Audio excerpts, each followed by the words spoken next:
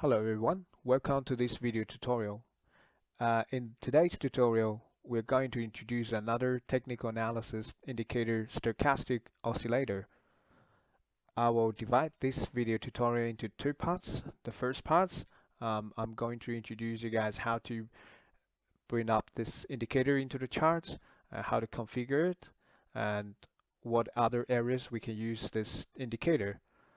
And another part, so I'm going to talk about some background knowledge of this particular technical indicator. Also, what's the most common use cases for this indicator. So, okay, let's jump into our application straight away. Let's open a other chart. Okay, so as you can see, when you open up a chart, now you want to see the stochastic oscillator.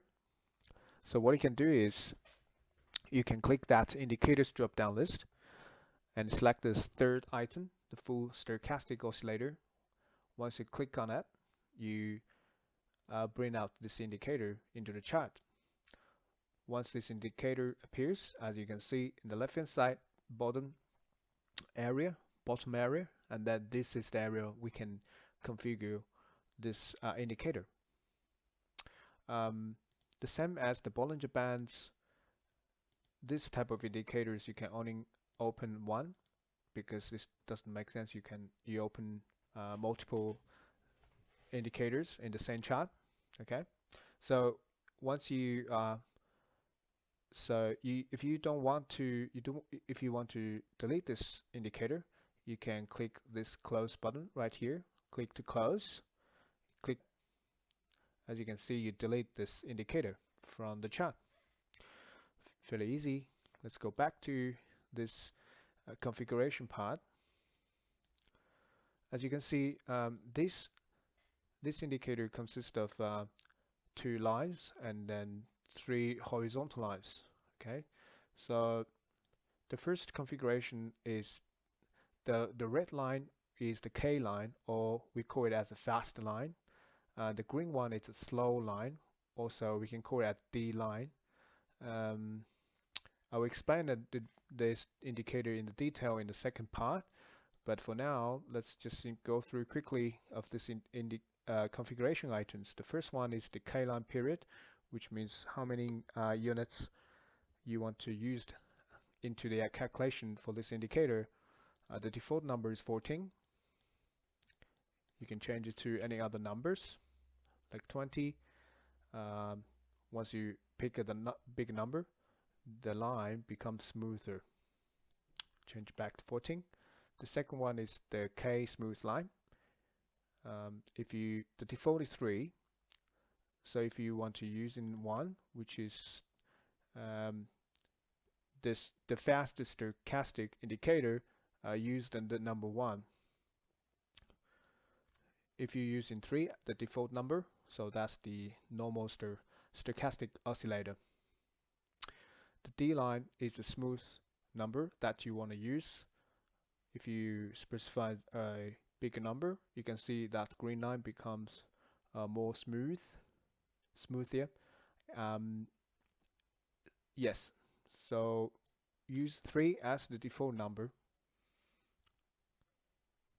The 80, which is the overboard, the next item is overboard. The 80 means this green upper horizontal green line.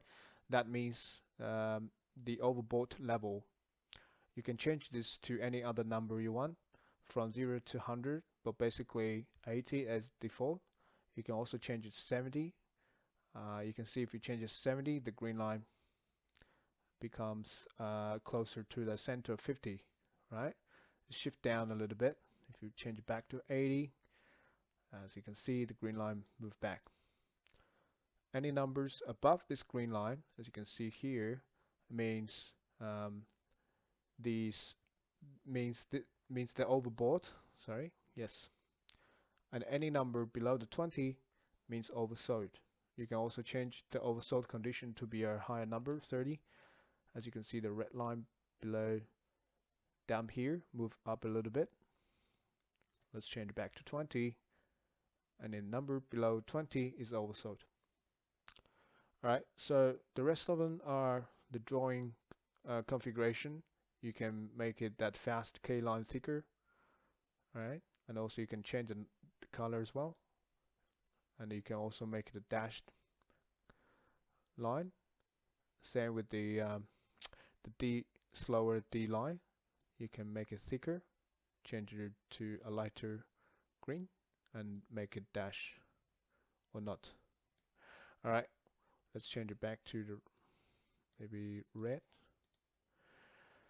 Alright, so once you're happy with your configuration, when you click that save button, you'll save this stochastic oscillator indicator to your unified chart opening mode. So if you save it, the indicator will draw whenever you open up a new chart. Once you open up that mode, okay? Once you enable that mode. Okay, so I think that's pretty much for the drawing part.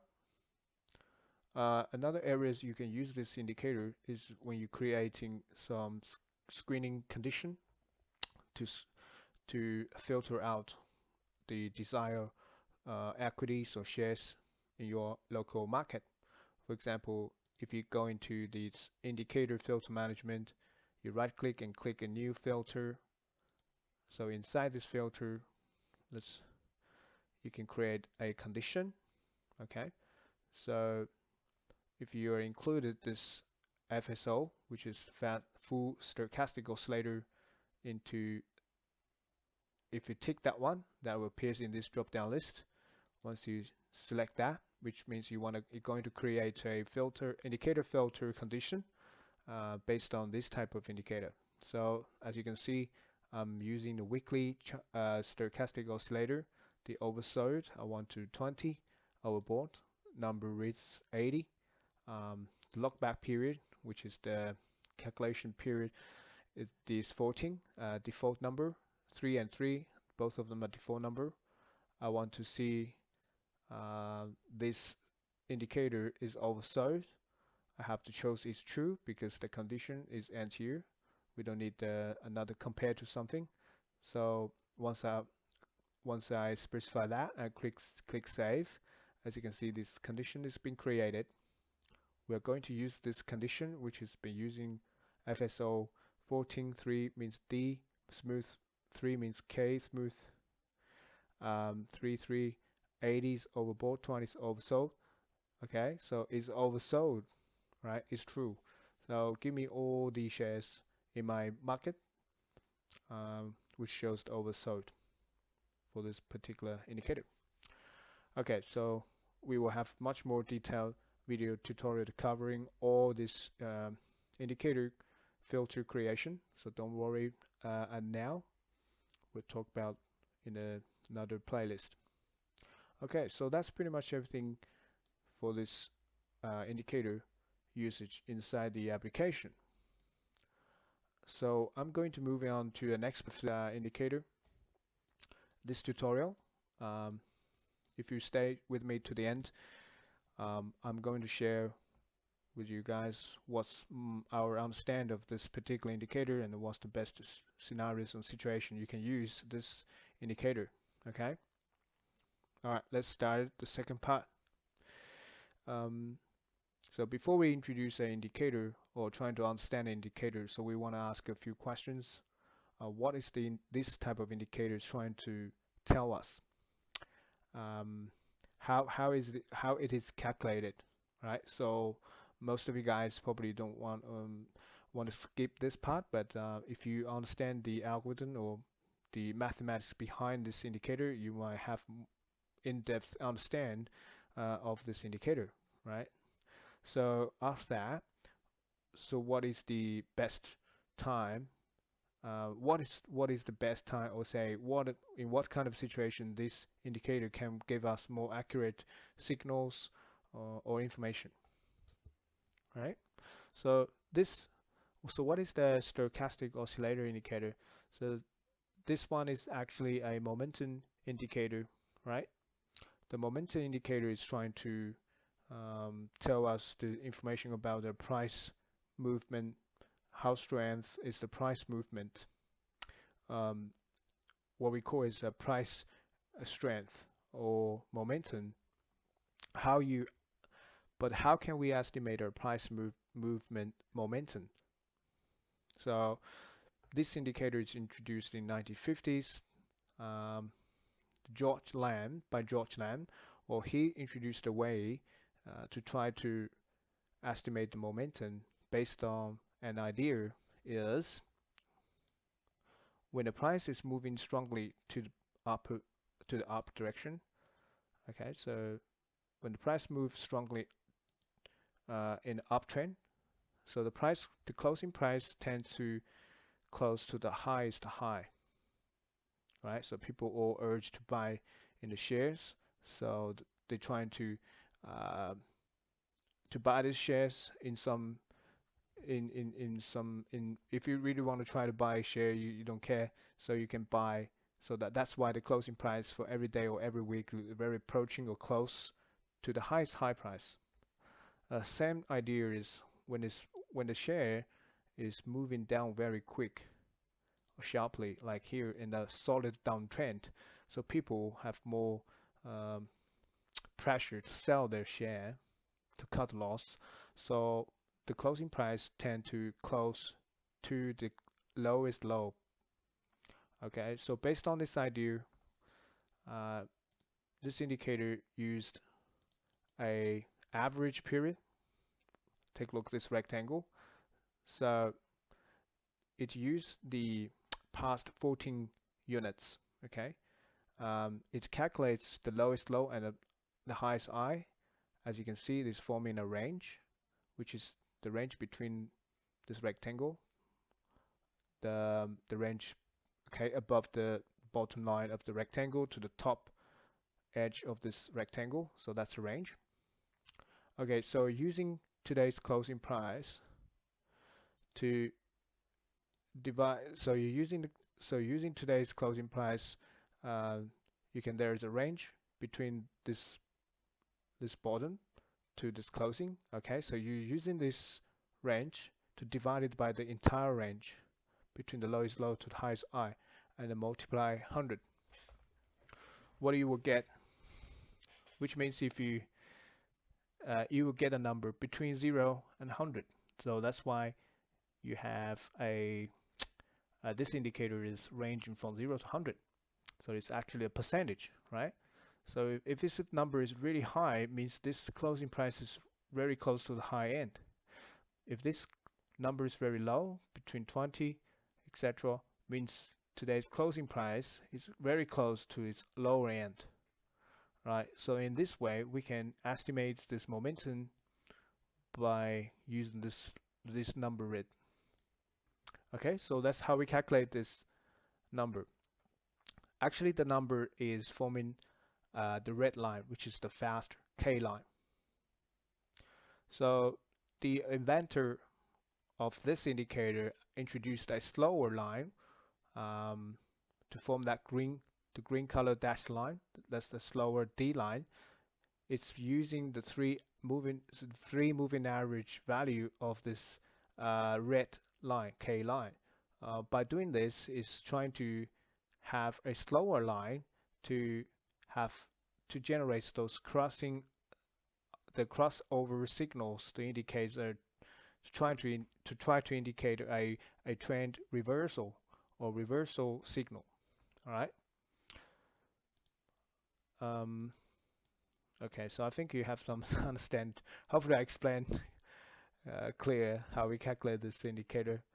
All right, cool. Let's move into the next. Once you understand how we come up this plotting, how we come up this indicator, how we calculate it, we can move into some use cases of this particular indicator. The first one, obviously, most people use this indicator generates the overbought and oversold signals, right? Let's move on to a very good chart to explain this kind of usage. For example, here, as you can see, when the price moving, when the price is it's consolidating in a range, um, like here.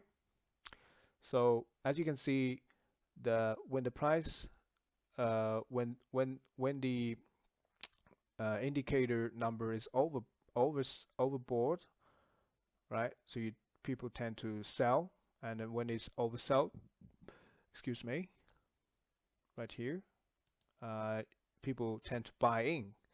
So also, you don't necessarily to buy or sell strictly according to this indicator's number, but actually you can see this the indicator tells you the overbought and oversold situation. Another thing I want to tell you guys is, as you can see here, when the shares moving in a very solid uptrend, the stochastic oscillator number tends to stay above the overbought for a period of time, right? So if it stays above the overbought, means this share is moving up very strong momentum. And meanwhile, when this share is in a very solid downtrend for some time, this indicator's number stays in the oversold for a long period of time. So don't rely on this overbought and oversold to do the sell and bought to generate the sell and buy signals, because they're not very reliable when the share is actually in a solid trend. All right, so because the name of this indicator is stochastic oscillator, and also because this calculation is based on the past trading range, so the range stays the same, and the signal will generate relatively more accurate signals. Well, what I mean is, if we want to use these overbought and oversold signals to hint our sell and buy, we require that share actually has to trade it inside a range for some time. As you can see in here, we kind of have more accurate overbought and oversold signals than the share is actually trending up or trending down. All right. So this is the use cases for the overbought and oversold signals. We want to see the shares are trending in a rectangle. In the perfect is in the rectangle pattern. All right. So this is one use case. Another one is this indicator. Once the shares in a once this share is in a solid in a consolidation pattern, by looking at this indicator, we have more information can extract from this indicator. Excuse me. So if you look at here, so the price is trading strictly inside this rectangle pattern or inside this range, but meanwhile you can see this indicator actually moves up. What happened is why these indicators keep moving up until it's almost reached the overbought, but the price is still inside the rectangle, means lots of people tends to buy in, right, in this period of time. Once the price breaks out this rectangle, that probably generates a very good buy signal or timing to step in this share.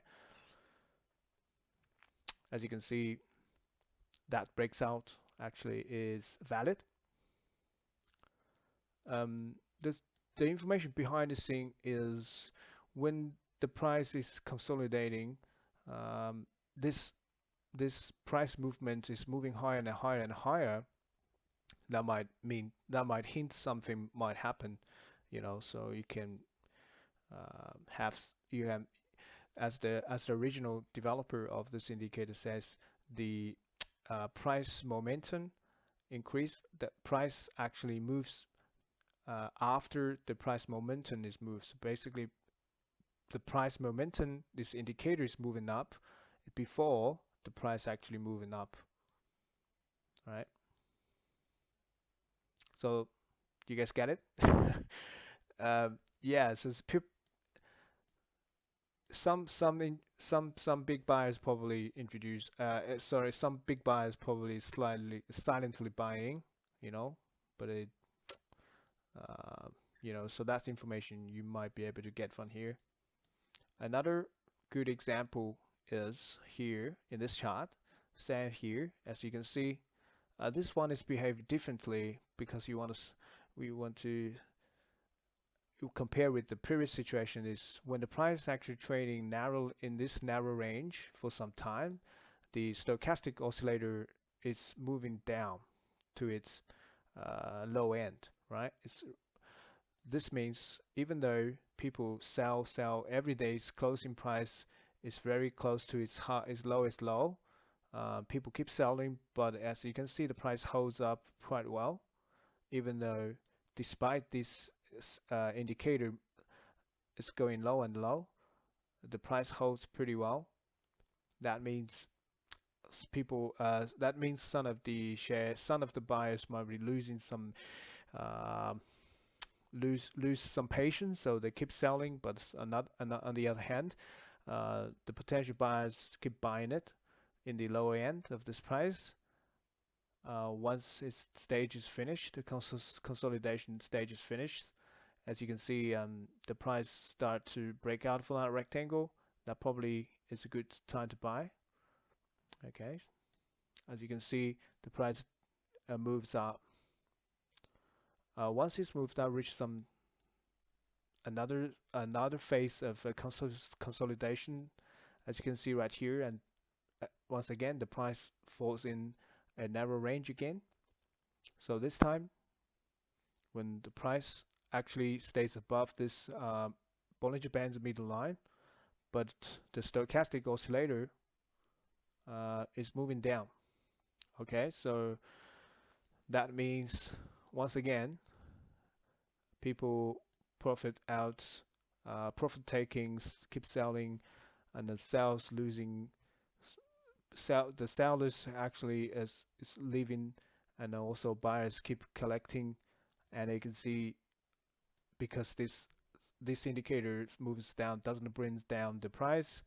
That may hint another breakout, you know. So yeah, as you can see, the best usage is when the price falls in some range here and here. Okay, so here is the another usage of this type of indicator.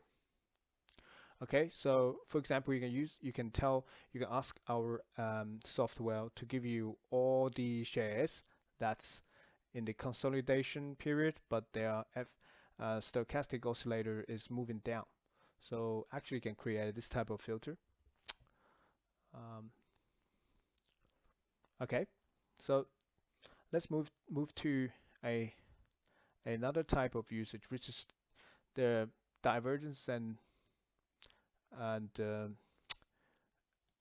divergence of the price and the oscillator. Okay, some people say I'm not a big fan of this usage, but as you can see, when this period of time, even though the price moves strongly again above, the price is strongly moving up, but the oscillator reads flattering or even a little bit down. So that means hints on of the price fall in probably, well, happening soon. It cannot tell you exactly when, but it's a good warning sign. When you see this, you probably have to be careful. Not a solid signal, but it's just a warning sign. Okay. The best example is in this BHP. Okay, so when the price, as you can see, when the price going this pattern, it's actually a rising widget pattern, right? So actually, the previous 14 the period's 14 number range, the price range actually stay the same. So as you can see, the price is moving, keep creating the higher high, but this indicator keep reaching the lower and the lower and the lower, so moving low. So you can see this is kind of a divergence, the price and the indicator. So that might hint some for price falling in the future. As you can see, the price does fall, um, but that once again, I don't. This is kind of just gives some warning sign, but doesn't tell you when that will happen. Be honestly, when you see this, it might happen anytime. So you just be careful when you see this kind of this phenomenon. You're gonna be, warn yourself. You're gonna be careful of your position. You can, you can decrease and take some profit. You know what I mean? All right. So that's another part of the usage of stochastic oscillator. The best area to use, of course, still the like here in when the price falling in the trading range. So if it is a rectangle, that's perfect because the range in the rectangle is always the same. The signals are kind of more accurate. Okay, so I think that's pretty much what I want to share with you guys about this particular indicator. I hope you guys enjoying this video, and if you have more usage or experience, or you want to share your ideas of how to use this type of indicator, you can leave your comments below, and I'll thank you for your time to be with us within this tutorial, and I will see you guys in the next tutorial.